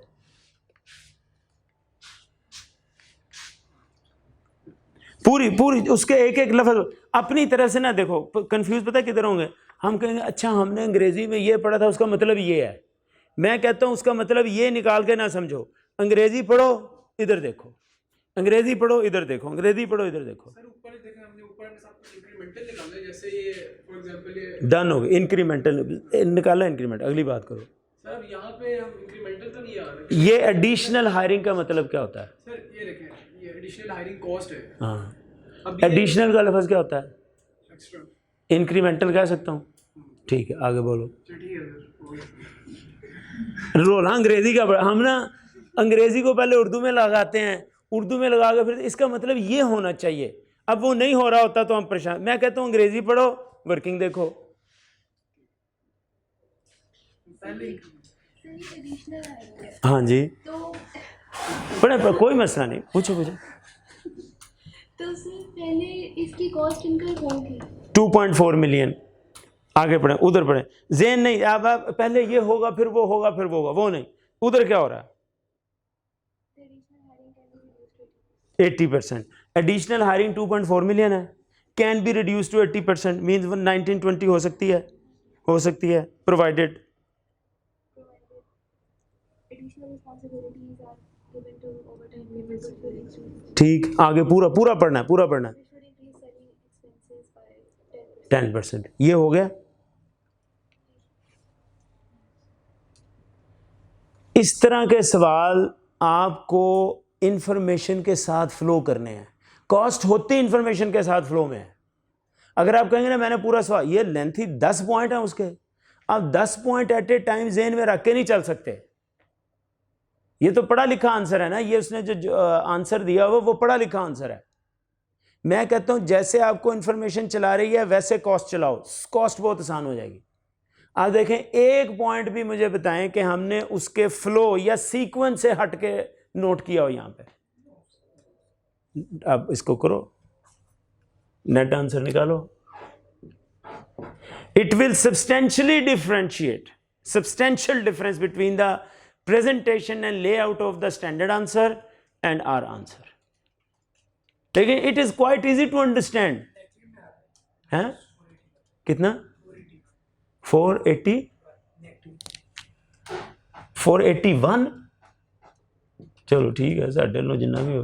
नेगेटिव मीन्स कॉस्ट ज्यादा है। 661 यार इंज देना करो यार। देखो सेविंग सिर्फ ये दो हैं, सेविंग सिर्फ ये दो है, 6 ना समझ लेना 180 है। सेविंग सिर्फ ये दो हैं, इन दो सेविंग्स ये सारी कॉस्ट हैं। अब करो, कंफ्यूज नहीं होना, सही तरह से कैलकुलेट करो।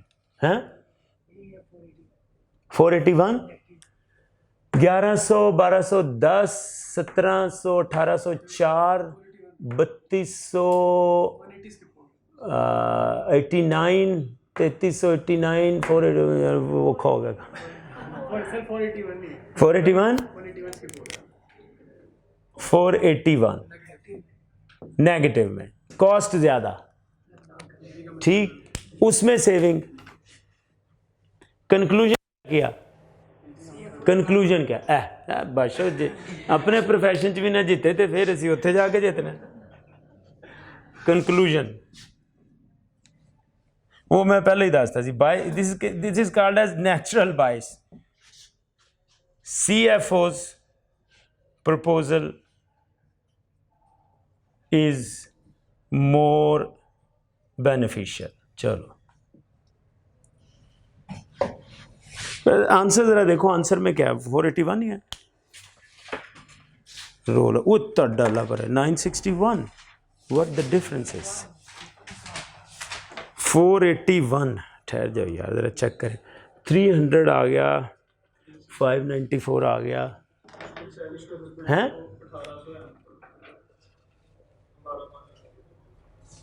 इतना डल्ला बला करे, देखा ना गड़बड़। Standard answer is wrong, 100% wrong. Good यार, तूने बड़ा फड़का के फर्क निकाला। 1800 दे ला डर। लिखा हुआ लेकिन ऐड किया नहीं, हमने भी ऐड ही किया है। नहीं, वो गलती कहाँ खा गया है? उसने कहा इट कैन, वो जरा पॉइंट पढ़ो जिसमें उसने कहा 10% फिक्स सेलिंग कॉस्ट कम होगी और 80% जो है उसने कहा वेरिएबल कॉस्ट कम होगी। वो 10% कम नहीं कर रहा, वो 100% ही काम कर रहा है। गुड पॉइंट, गुड पॉइंट, नहीं तो वक्त पे आया ना सानू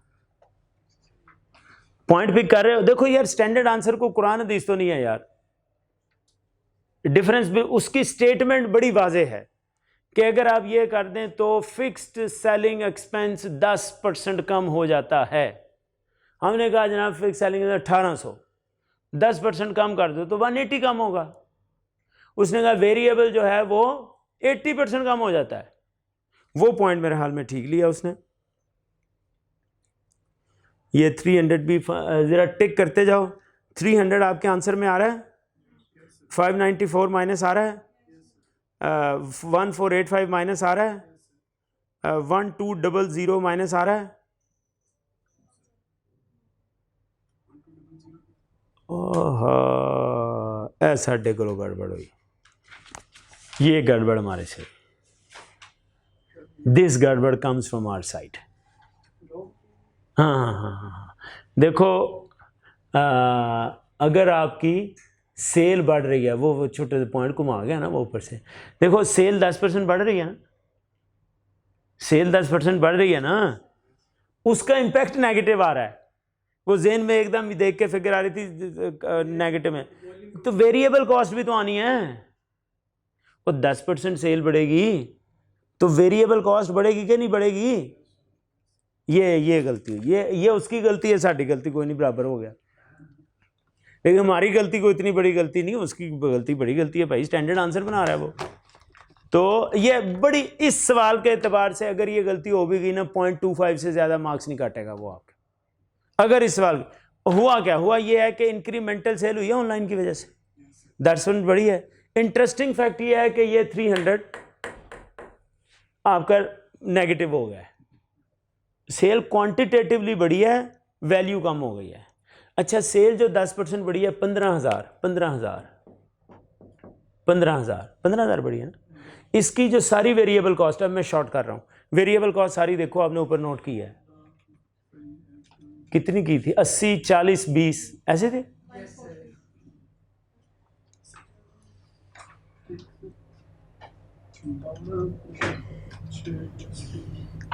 ऐसे पर यूनिट कर लो, पर यूनिट कर लो। आपने ऊपर निकाली थी गालिबन 80 की फिगर थी, फिर 40 की थी, फिर 20 की थी, हैं?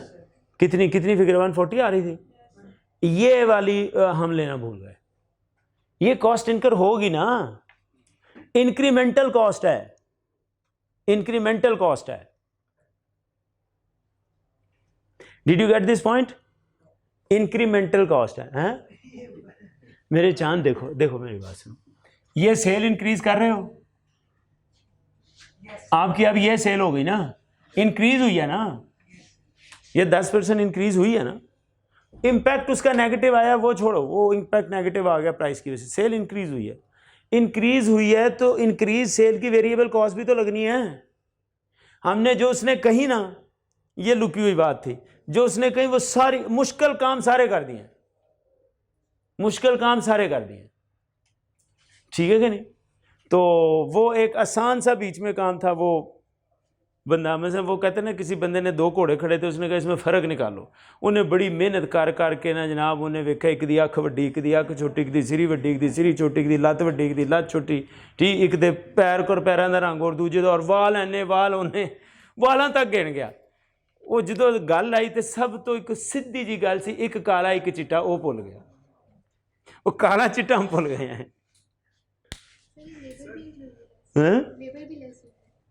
तीनों ही, मैंने क्या 140 का है ना, 140 तीनों आ गए ना 140 आया किसका था यार।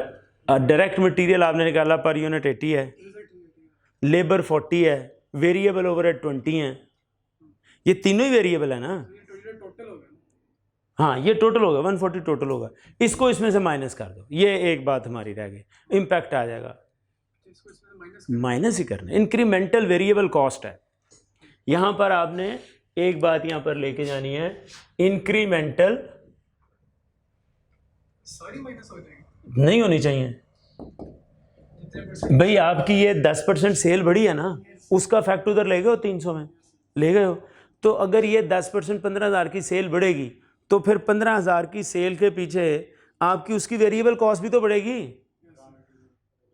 रॉ मटेरियल लेबर वेरिएबल नहीं बढ़ेगा? बढ़ेगा, बढ़ा दो, बढ़ाएंगे 1.1 से 1.1 से बढ़ेंगे। 15,000 ये यूनिट्स बढ़े हैं, मल्टी मैं इंक्रीमेंटल ही ले रहा हूँ खाली, 15,000 यूनिट्स बढ़े हैं, ठीक, और 140 कॉस्ट बढ़ी है। 140 तो समझ आ जानी चाहिए अब, डायरेक्ट मटेरियल 80, 140 बस ये ऐड कर दो, 2.2100 यार, चलो ये बीच में से मजीद कर दो। Point was very easy, flow में निकल गया क्योंकि मेंशन्ड नहीं था। हमने अपनी तरफ से बड़ी स्मार्टनेस पाई, चलो चलो go with the wind, go with the wind. वो बीच में वो असल में जल्दी में ना समझाते हुए दिमाग इधर भी होता है उधर भी होता है, तो आपको भी पॉइंट समझाना होता है उधर भी। Point is very clear. आप बेटे आप थोड़ा सा कंफ्यूज लग रही हो, इज इट कंफ्यूज है ना? अच्छा क्लियर है। तो इज इट ओके कि अगर आपका रेवेन्यू इंक्रीमेंट हुआ है वो अलग बात है, माइनस में चला गया है, तो उसकी रेलेवेंट वेरिएबल कॉस्ट भी तो इंक्रीज कर रही है। ठीक है, ये एक पॉइंट शुरू में ही आना था, जिधर हमने रेवेन्यू का इंपैक्ट देना था ना, अब ये जेन में रखना है। अब आपने ये जेन में रखना है कि जहां पर इंक्रीमेंटल रेवेन्यू आएगा उसके साथ उसकी इंक्रीमेंटल वेरिएबल कॉस्ट आएगी। इंक्रीमेंटल वेरिएबल कॉस्ट इंप्लाइड हो जाएगी। अगर उसका इंक्रीमेंटल रेवेन्यू आएगा तो इंक्रीमेंटल वेरिएबल कॉस्ट इंप्लाइड होगी। Is it okay? बिल्कुल क्लियर। तो ठीक है जनाब, हम हैं घबराना, आंसर मैच हो जाएगा जो सारा करोगे ना।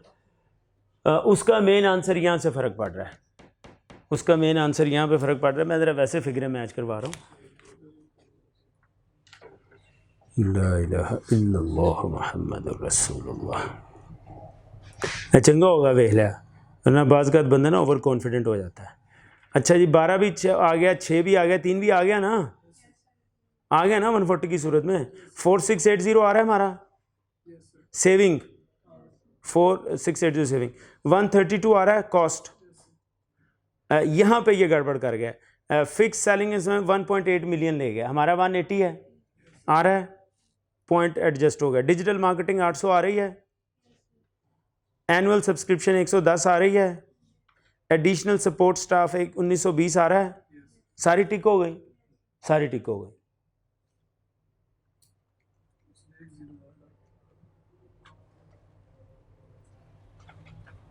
Is it okay? Cost and revenue सब टिक हो गए। अब वो प्लस माइनस कर लेना। सवाल ठीक था। अच्छा बेसिक चीज क्या है कॉस्ट के पेपर में, आप ना इंफॉर्मेशन के साथ फ्लो करो। उसने ना बड़ा, जिसको अब मैंने आपको कहा ना, वेल स्ट्रक्चर्ड आंसर बनाया है। वेल स्ट्रक्चर्ड आंसर एग्जामिनर बना लेता होता है। उसने कोई ये सवाल, आपका मतलब का बैठ के सोचना शुरू किया, लिखना शुरू किया, दर दर दर दर सवाल ऐसे होगा, 10 दफ़ा इसको उसने देखा होगा, उसमें ट्रिमिंग की होगी। हम चल रहे हैं उसके इंफॉर्मेशन के फ्लो के साथ, उससे सारी इंफॉर्मेशन। अब मैं आपको बताऊं, ये वाला जो पॉइंट रह गया ना, ये वाला जो पॉइंट रह गया, अगर ये 17 नंबर का सवाल है, बहुत खिंच के आने कटा ना इसका, तो मैक्सिमम इसके इम्पैक्ट समेत 2 नंबर काटेगा। ये पॉइंट ही बीच में कोई नहीं है, वो सिर्फ ऊपर 300 था तो वो यूं यूं यूं यूं यूं समझाते समझाते वो जेन से स्किप हो गया।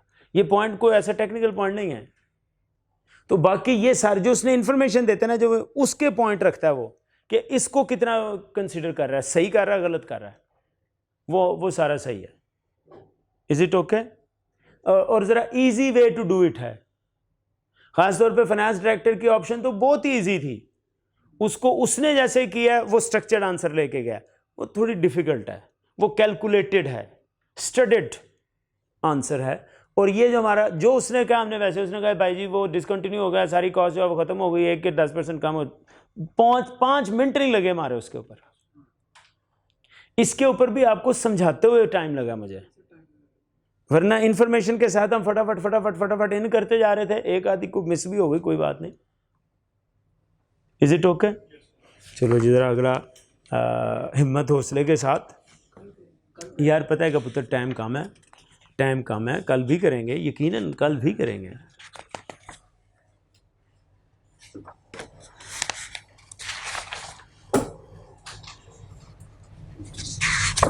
वो किधर गए?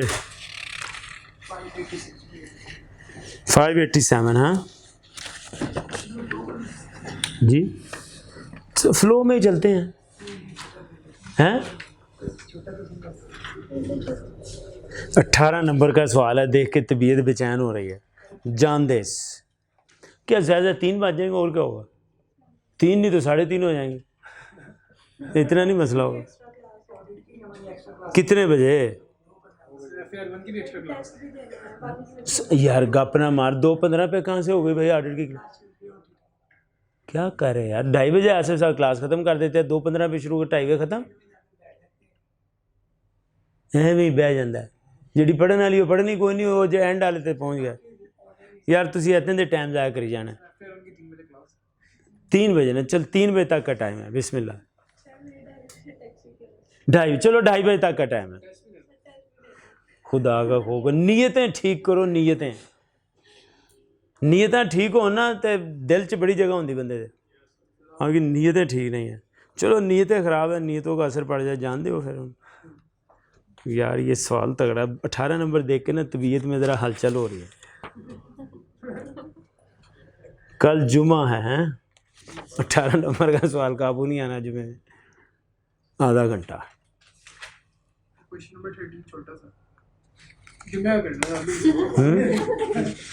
अभी नहीं। तो पहले तोलो फिर बोलो। चलो फिर अब मजबूरी है, चलो जान दो, 2:15 हो गए हैं, कल करेंगे। अच्छा कल ना फिर शार्प इंशाल्लाह 2:45 पे ये सवाल शुरू। मैंने सवाल देख लिया है, सवाल तगड़ा सवाल है, एवं नहीं 18 नंबर का सवाल, तगड़ा सवाल है। 1:45 फिर 1:15 बजे ख़त्म भी करनी होती है। 1:15 1:20 1:20 से तो ऊपर ले जानी नहीं किसी सूरत में, तो बड़ा अलर्ट एक दफ़ा देख के आना इस सवाल को। अच्छा मैं कहते तो पढ़ दूँ 2 मिनट में 5 मिनट में पढ़ा जाएगा, ज़रा थोड़ा फूड फॉर थाट हो जाएगा। वो कह रहा है एडवाइस CL, एडवाइस करना भाई, weather it should cell damage units of each product with और विदाउट फर्दर प्रोसेसिंग। अब 2 ऑप्शन हो गए। विद डिसीजन मेकिंग के सवाल में ना ऑप्शन बड़ा अहम होता है। जैसे पिछले सवाल में पहली बात तो ऑप्शन ढूंढना था, उसके ही 2 नंबर हैं कि एक फाइनेंस CFO की ऑप्शन है, एक डायरेक्टर की ऑप्शन है। इन दोनों ऑप्शन पे काम करना है। जब आपको स्टार्टिंग पॉइंट मिल जाता है ना कि यहाँ से स्टार्ट करो, फिर बंदा स्टार्ट ले ही लेता है। अब यहाँ पर भी 2 ऑप्शंस हैं, डिसीजन मेकिंग होती चॉइसेस हैं, एक है विद प्रोसेसिंग और दूसरा विदाउट फर्दर प्रोसेसिंग। वो अल्लाह दे बंदे 23 नंबर का सवाल है, उफ एक्सप्लेन उत्ते भी देखो ना, क्वेश्चन नंबर 2 23 नंबर का सवाल है। Explain what is meant by the term inventory control है 5 नंबर मुफ्त दे गए। Suggest and explain methods of stock valuation, stock valuation के मेथड आपने लेवल की पढ़ा, बफर स्टॉक और वो हाई लेवल सेटलिंग पढ़ी थी हमने, अनसर्टेनिटी, ये वो तरीके हैं वो देखने में। इन्वेंट्री कंट्रोल में जिसमें आप इन्वेंट्री के प्रॉब्लम्स को मैयर्स लेते हैं, control is a measure to address the problem. ठीक है जी। हाँ कापाचीनो कभी पीती है कापाचीनो हैं? अच्छा गुड, कापाचीनो है कि वैसे गुड, फिर पीती है पक्की गल है। Cappuccino Limited Incorporated January 18 is engaged in manufacturing and marketing of 2 types of product, S1 S2. Due to strict quality standard at CL, the ratio of damaged goods is high. Quality control से damaged goods ज़्यादा है। Damage units of S1 can only be identified at 100%. सारी cost लग जाती है, fix भी variable भी। 100% completion. Where damage units of S2 can be identified 60% completion. Good. यानी कि जो डैमेज यूनिट हैं S1 के तब पता चलते हैं जब सारी कॉस्ट लग गई होती है, और डैमेज यूनिट्स ऑफ S2 तब पता चलते हैं जब 60% कंप्लीशन होती है। ठीक है। Damage units of S1 S2 can be sold eight 80-50% market price. Market price ढूंढेंगे, जितनी मार्केट प्राइस होगी उसका 80% S1 और 50% S2। डैमेज का मतलब है कि फर्दर प्रोसेस ना करो। जो हम ऑप्शन लेंगे ना विदाउट फर्दर प्रोसेसिंग, उसमें damage unit as it is लेंगे, और जो फिनिश की प्राइस होगी उसका 80 और 50 पे जाएंगे तो वो डैमेज गुड्स की as it is without further processing sale price आ जाएगी। देख लेते हैं अभी। CL's production department believe that damage units can be sold at full market price. लो जी दे दी हुई है, damage units full market price पे बिक सकते हैं after incurring per unit rectification cost, अगर प्रोसेस फर्दर कर दें। After incurring per unit rectification, सही कर दो का मतलब क्या, प्रोसेस फर्दर कर दो। अगर प्रोसेस फर्दर कर दो 150 एंड 450 पर ऑन S1 S2 रिस्पेक्टिवली, यानी अगर S1 S2 पे प्रोसेस फर्दर कर दें 150 और 450 पे, तो फिर वो एक प्रॉपर फिनिश गुड हो जाएगी और proper finish good full price पे बिक जाएगी। तो ये असल में ये 450 और 150 किस ऑप्शन में आएंगे? ये आएंगे विद फर्दर प्रोसेसिंग। जब आप विद फर्दर प्रोसेसिंग लिखेंगे ना तो ऊपर आप लिखेंगे सेल प्राइस, नीचे आप लिखेंगे फर्दर प्रोसेसिंग कॉस्ट, वो ये 450 और 150। लेकिन ये उस ऑप्शन में लिखेंगे जिसमें फर्दर प्रोसेसिंग है, जिसमें फर्दर प्रोसेसिंग नहीं है। एक ये भी ऑप्शन चल रहा है ना, एक ये भी, दो ऑप्शन चल रहे हैं, फर्दर प्रोसेसिंग है without further processing. Without further processing में 150 450 नहीं लिखेंगे, विद फर्दर प्रोसेसिंग में 150 450 लिखेंगे। चलेंगे आगे, सवाल करेंगे और क्लियर होगा। Additional information and following information has been extracted. अच्छा जरा नीचे से सवाल फिर पढ़ें। Advise CL whether it should sell damaged units. बात सारी होनी है डैमेज्ड यूनिट्स की। बात ऑप्शन जो है ना वो गुड यूनिट को प्रोसेस फर्दर और नो प्रोसेस फर्दर, इसका नहीं है। प्रोसेस है डैमेज यूनिट्स को सेल कर दें विदाउट फर्दर प्रोसेसिंग और आफ्टर फर्दर प्रोसेसिंग, ये ऑप्शन है। तो डैमेज्ड यूनिट ढूंढना है, डैमेज्ड यूनिट के एतबार से ये सवाल करना है। डैमेज यूनिट्स के दो options, with further processing and without further processing. इसमें अभी तक दो बातें हमारे सामने आई हैं कि विद फर्दर प्रोसेसिंग की प्राइस क्या होगी, सेल प्राइस, और विदाउट फर्दर प्रोसेसिंग की सेल प्राइस क्या होगी, अभी तक जो इन्फॉर्मेशन आई है। फिर अगर आपने फर्दर प्रोसेस करना है तो S1 पे इतनी फर्दर प्रोसेसिंग कॉस्ट लगनी है, S2 पे, अभी तक ये इन्फॉर्मेशन आई है दोनों चॉइसेस के एतबार से। आगे चलते हैं। Following information has been extracted from CL। Number of units sold, ये सोल्ड यूनिट्स हैं। क्लोजिंग इन्वेंट्री, दोनों को मिला दें तो टोटल प्रोड्यूस्ड यूनिट निकल आएंगे, प्रोडक्शन। लेकिन जो हमारा ऑप्शन है, ये बात जहन में रखिएगा, ऑप्शन हमारा डैमेज्ड यूनिट के एतबार से है, ये प्रोड्यूस्ड एंड क्लोजिंग इन्वेंट्री के एतबार से नहीं आना, डैमेज यूनिट के एतबार से। ये डेफिनेटली इंफॉर्मेशन उससे रिलेट कर रही होगी कहीं ना कहीं। सेल्स उसने दे दी है 49280, ये सेल उसने दे दी ना, ऊपर नंबर ऑफ यूनिट सोल्ड दे दिए, यहाँ पे असल में सेल प्राइस आपको दे दी असल में उसने। छोटी सी कैलकुलेशन में 2 मिनट में सवाल हल कराता हूँ, कराऊंगा नहीं कराऊंगा कल ही, मैं कहता हूँ कुछ काम कर लें। 492,800 डिवाइडेड बाय 347,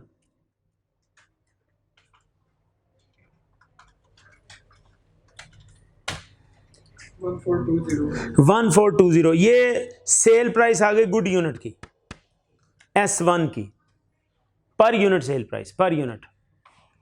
S2 की 463760 डिवाइडेड बाय 218000, 2127। लो जी, ये देखो अब इंफॉर्मेशन जनरेट हुई। ऊपर वो, फिर मैं तुम्हें जरा ऊपर लेके चलता हूं। ऊपर वो कह रहा है, ये दूसरे पैरे की सेकंड लास्ट लाइन, दूसरे पैरे की सेकंड लास्ट लाइन, वो ये कह रहा है whereas damaged unit of S2 can be identified 60%। आखिर में damaged units of S1 S2 can be sold at 80% and 50% of market price। ये मार्केट प्राइस निकाल लिया आपने। अब अगर आप करेंगे ना फर्दर प्रोसेसिंग, जिसमें वो ये कह रहा है, वो कहता है CL's production department believes that damage unit can be sold at full market price. Full market price पे बेच सकते हैं after incurring per unit rectification 150 and 450। अब ये दो ऑप्शन है, एक है विद फर्दर प्रोसेसिंग, एक है विदाउट फर्दर प्रोसेसिंग।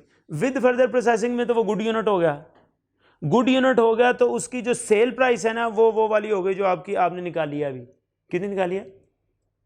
1420। कितनी निकाली है? S1 की कितनी? 1420। S2 की कितनी? ये हो जाएगी with further processing sale price of damage unit. ठीक हो गई? अच्छा आगे वो फिर मैं आपको ऊपर लेके चलता हूं। वो कहता है डैमेज्ड यूनिट्स अगर आप फर्दर प्रोसेस ना करें, जो कि एक और चॉइस है ना हमारे पास, एक है with further processing, without further processing. अगर आप विदाउट फर्दर प्रोसेसिंग चलें तो S1 S2 can be sold eight 80% 50% of market price.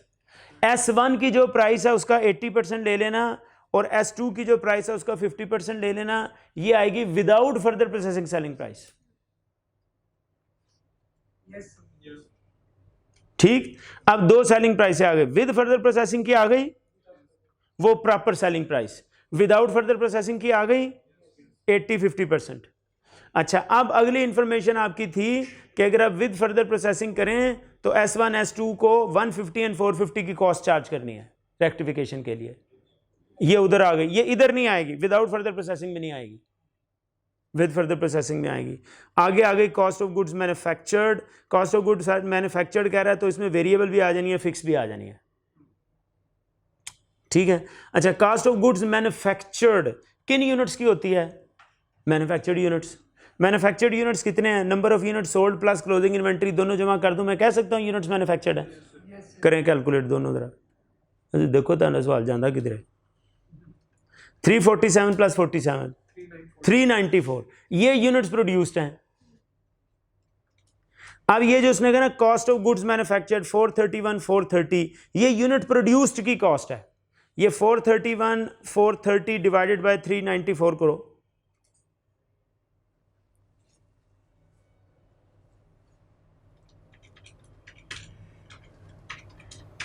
तो ये 1096। 1096। अल्लाह ताला भला करे, ठीक होगी बात।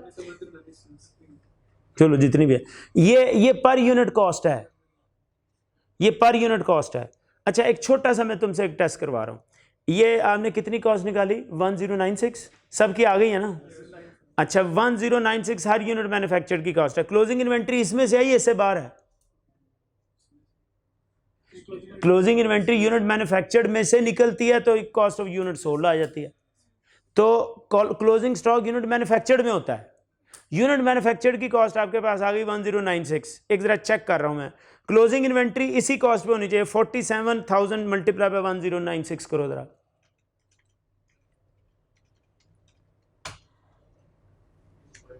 क्या आया? सेम 5 है। हम देखो असल में हम ना डेटे ये शुरू से हम कर रहे हैं। देखो ये मैं पहली दफ़ा नहीं कर रहा आपके सारे सवाल, आपको मैं हर सवाल के साथ जो मिली हुई वर्किंग होती है ना, मैं कहता हूँ यार ज़रा साथ साथ करी जाओ, साथ साथ करी जाओ। अभी मुझे नहीं पता नीचे क्या कह रहा है वो, अब हम सिर्फ डेटे को ज़रा कंफर्म कर रहे हैं कि डेटा एक दूसरे से रिलेट कर रहा है। अब आपने कहा यूनिट मैन्युफैक्चर्ड 430, ये 347 के नहीं, ये 394 की कॉस्ट है, इसी में पड़ी हुई है। 394 में ही 47 पड़ी हुई है ना, तो आपने पर यूनिट निकाली 431 430 की पर यूनिट आ गई। इसी पर यूनिट पे 47,000 आना चाहिए। आपने निकाला 47,000, उसी पे आया। बाकी कॉस्ट ऑफ सेल्स भी हो गई, ठीक है। आगे ग्रॉस प्रॉफिट भी हो गया। आगे वो कह रहा है closing inventory include unit S1 S2 damage during the year 15 है। ये है असल यूनिट, ये कहता है क्लोजिंग इन्वेंट्री में शामिल है, यानी 47 में 15,000 भी शामिल है, 22,500 भी शामिल है, इनकी वर्किंग है असल में। पर यूनिट हमारे पास आ गई ना। जरा आगे चलो। Fix cost are incurred at the beginning of period and variable cost throughout. J which का पॉइंट, आंख में बाल। फिक्स कॉस्ट कहता है कि शुरू में लग रही है, वेरिएबल कॉस्ट हाँ जी, इनू हाले जरा नप्पी रखो, इनू नप्पी रखो, इन्हें सिर चुक्या तो इन्हें वाह तंग करना है सानू। तो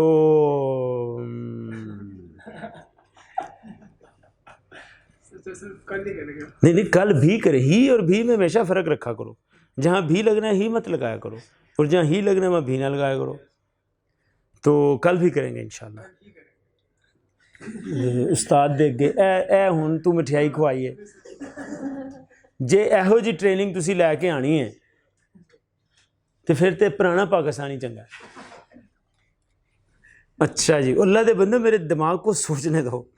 फिक्स कॉस्ट वो कह रहा है बिगनिंग में लग गई, वेरिएबल कॉस्ट वो कह रहा है आए हाय। पॉइंट देखो ज़रा, पॉइंट आप ज़रा दूसरे पैरे की तीसरी लाइन देखो, damage units of S1 can only be identified at 100% completion where S2 can be identified 60% completion. ये पॉइंट है, इधर लिंक हो रहा है।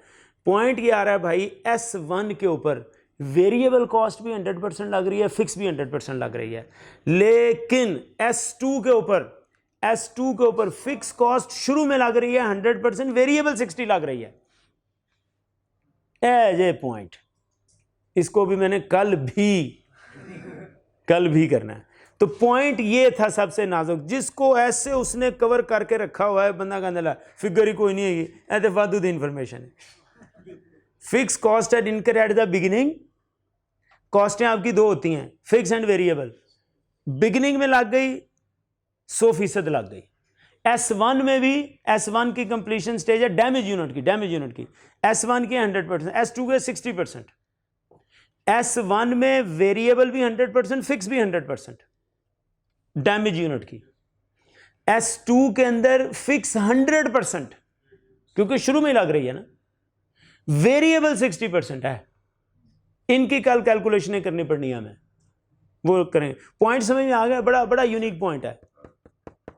इसका रिलेशन किसके साथ हो रहा है? डैमेज यूनिट्स के साथ, और डैमेज यूनिट्स के ऊपर ही वर्किंग हो रही सारी। ठीक है, आगे पढ़ते हैं जरा। Selling expense during period was 1% of sales. Selling expense ऊपर उसने कोई नहीं दिए हुए, एडिशनल आ गए, इंक्रीमेंटल आ गए कि आपको ये बेचने पड़ने हैं जी। ये सवाल है। अब आप इसको जितना, मैंने तकरीबन सवाल सारा समझा दिया है, अब आप इसको घर में जाके थोड़ा वर्किंग करो इसकी। कल इंशाल्लाह मैं इसको करूँगा। अब मेरे यहाँ में 60 to 70% क्वेश्चन आपका हल हो चुका है।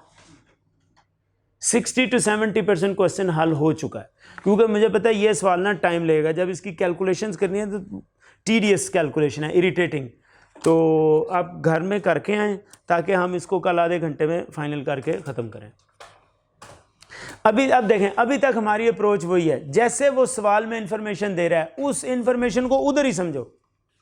हर इंफॉर्मेशन को हम वेरीफाई करके चल रहे हैं ना, ऊपर से चल रहे, यानी क्वेश्चन में मौजूद हर इंफॉर्मेशन आपके दिमाग में होनी चाहिए कि ये क्यों है, ये क्या है।